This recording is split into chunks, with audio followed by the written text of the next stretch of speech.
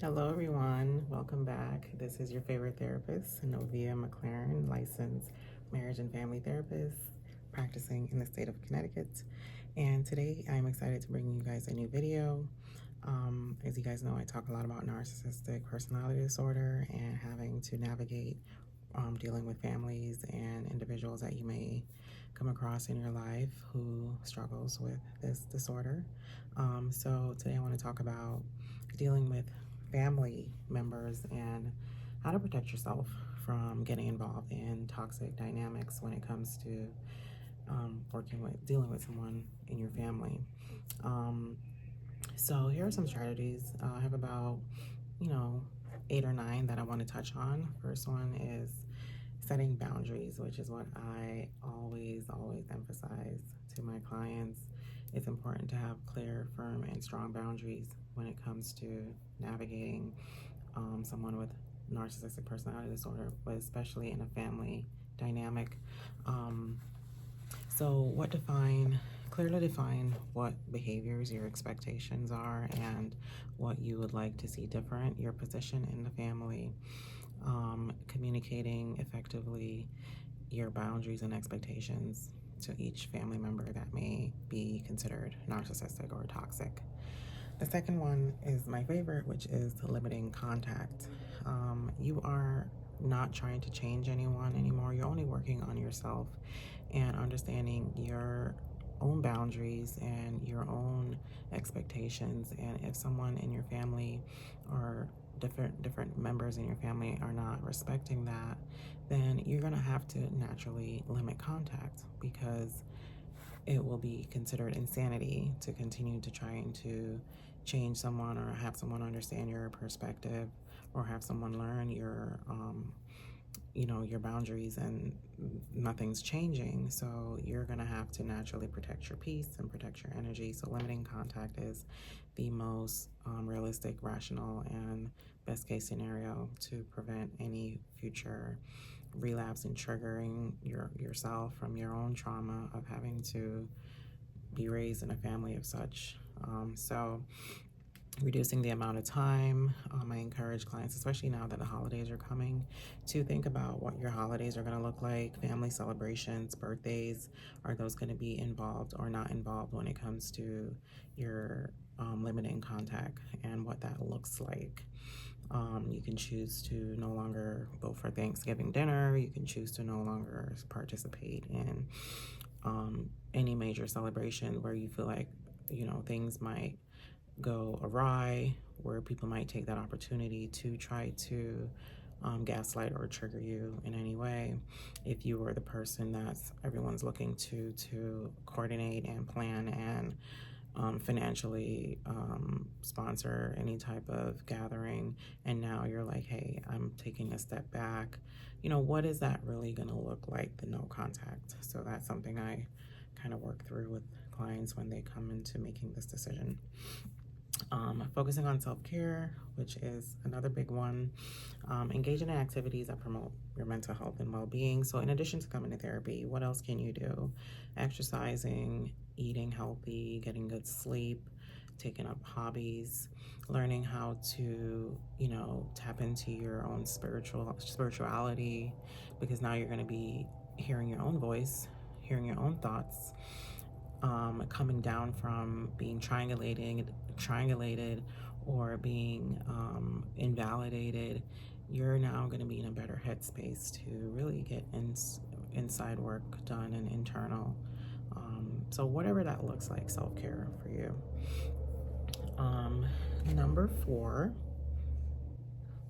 Number four, seeking support, engaging, with friends, family, healthier family members, reconnecting with anyone that you may have, lost touch with, that you felt like was a healthier person for you. Choosing who you want to surround yourself with. Like I said, therapy, someone who understands narcissistic behaviors, support groups, and being able to share your feelings, in a safe place, wherever that looks like for you.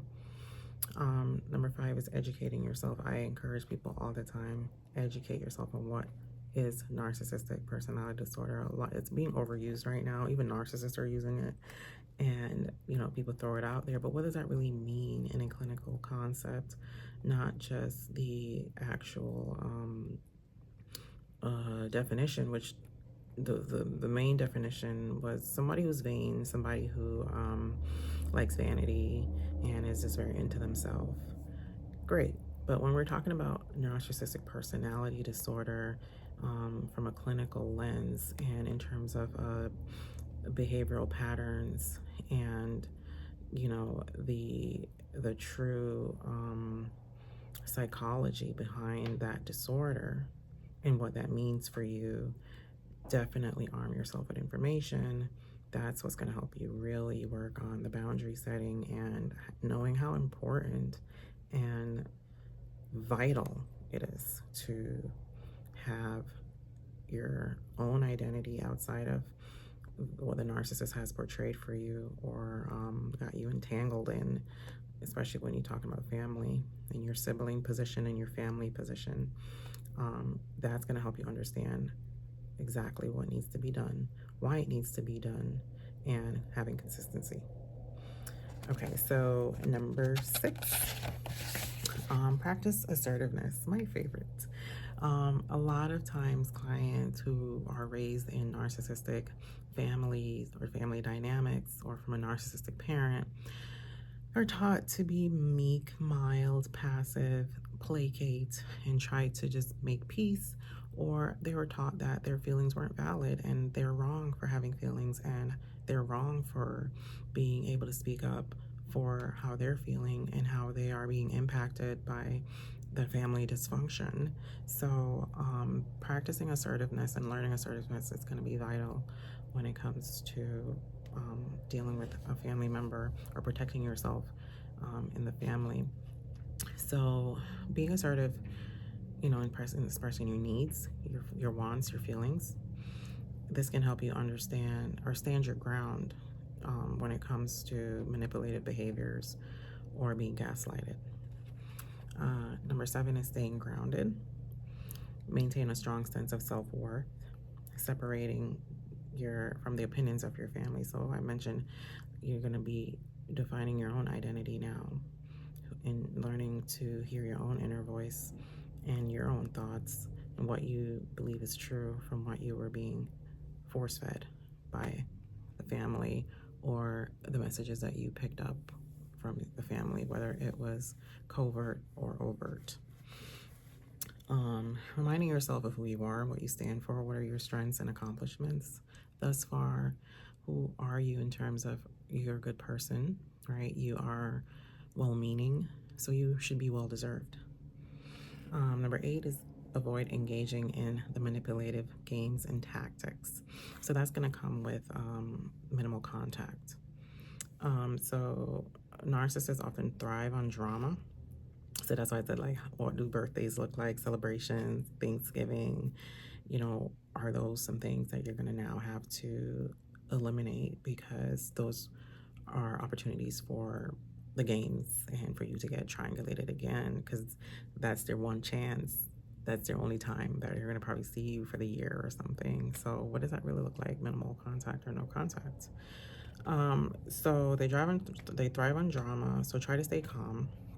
Do not engage or show strong emotions.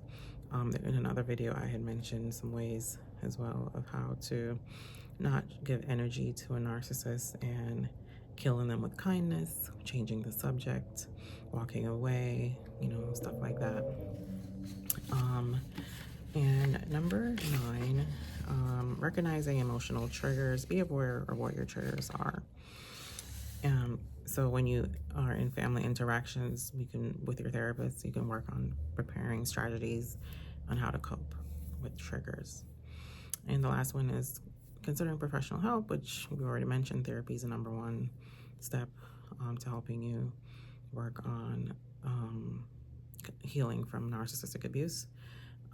If the family dynamics are particularly damaging, working with a therapist who's specializing in family dynamics can provide tailored strategies and support. So hopefully this was helpful to anyone out there. If you are in the Newington area or in the state of Connecticut, feel free to reach out to myself or anyone in my practice to start your journey of healing today. Otherwise, love and light, and I'll see you in the next video.